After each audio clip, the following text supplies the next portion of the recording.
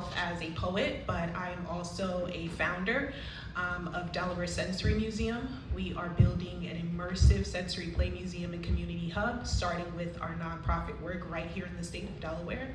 And because of that work, I get to do really cool things and fun things like this, where I can tap into my other talents and abilities. Last year, LDI did invite me to do this poem for their Juneteenth performance. David heard it and he said, you have to be here today to do it again. And so it is truly an honor to all the dignitaries and state leaders and friends and fellows in the room. Thank you for having me. The name of this poem is called Let the Record Reflect. All rise. May it please the court. Your Honor, we're here today to enter into evidence a legacy not yet paid. What stands before you is not grievance, it is grace.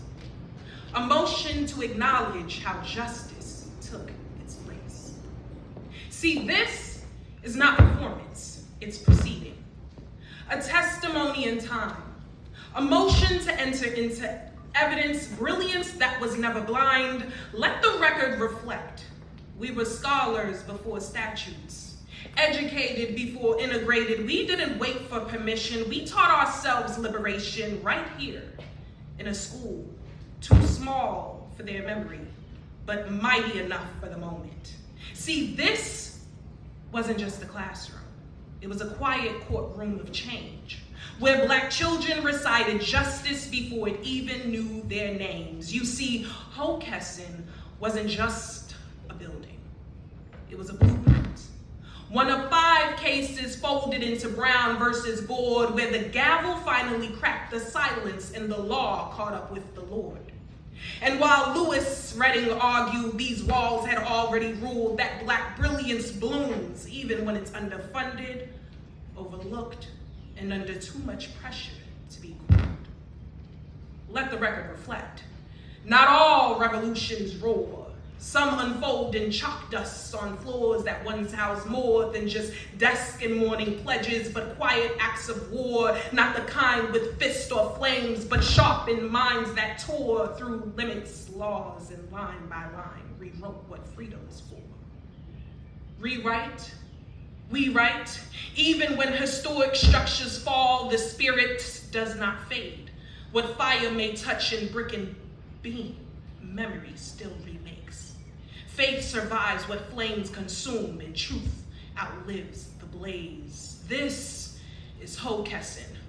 Not just a school, but precedent. Before the march, before the sit-ins, before the court's next president, there were children, books, and benches where resistance wore a dress, where separate met its reckoning in quiet excellence. No cameras queued outside the doors, no headlines framed the days, just names like Beulah, Lewis, Ethel, who pushed through legal haze.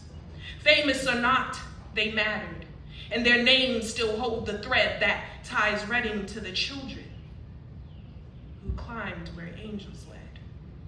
Long before the bells rang loud, freedom whispered through the cracks.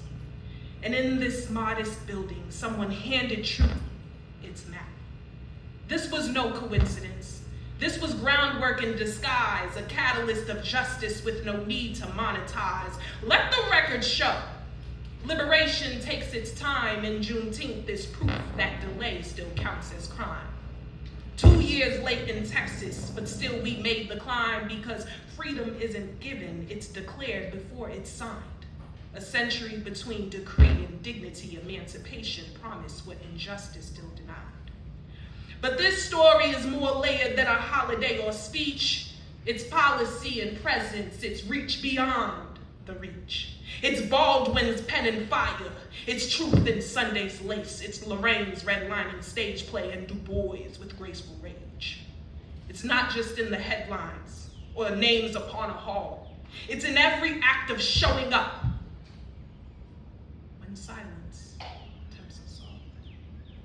Because culture isn't borrowed, it isn't theme or trend. It lives in those who built the bridge and never saw the end. It hums in Mahalia's chorus. It codes in Catherine's flight. It whispers in Michelle's poise and preaches in Amanda's light and allyship. Real allyship goes deeper than design. It doesn't fade at pushback or wait for the perfect time. It's not a performative presence, it's risk, it's reach, it's real. It's knowing when to yield the mic and when to sign the deal. It's listening past discomfort and correcting what was missed, not censoring the gesture, but ensuring change exists. So let the record reflect, this isn't borrowed flame, this is brilliance forged in tension, a torch passed without shame. The names evolve with seasons, but the purpose doesn't fade. It's the Tylers in the boardroom and the Avas framing shade. It's every boy and girl in STEM whose no turned into May. From grant forms to gala halls, from memos to the mic, Black taste remains a frequency still shaking every stripe. This work was never seasonal. This weight was never light, but we were never made to fold. We were shaped to set things right. So let the record reflect. We were bold before the win. We weren't waiting to be chosen. We've been built to lead within. This isn't just a moment. It's the moment, and it's ours. Not a costume for the quarterly, not a highlight for the hour. So before the credits roll and justice takes its bow, remember who was in the room. Who made the room somehow. Let the record reflect. This isn't borrowed fire, it's exceptional, it's blueprint, it's backbone, it's quiet. It's the page they tried to tear out, but it still rewrote the law. It's the school that held the future in a child's quiet awe. It's every closed door we kicked in with grace, every table we built when denied a place, and yes, when no seats were offered. And yes, when no seats were offered or justice delayed too long, it's us bringing our folding chairs above our heads and turning survival into song. It's coded in struggle, it's stretched into stride, it's proof that even delay could never dim our pride.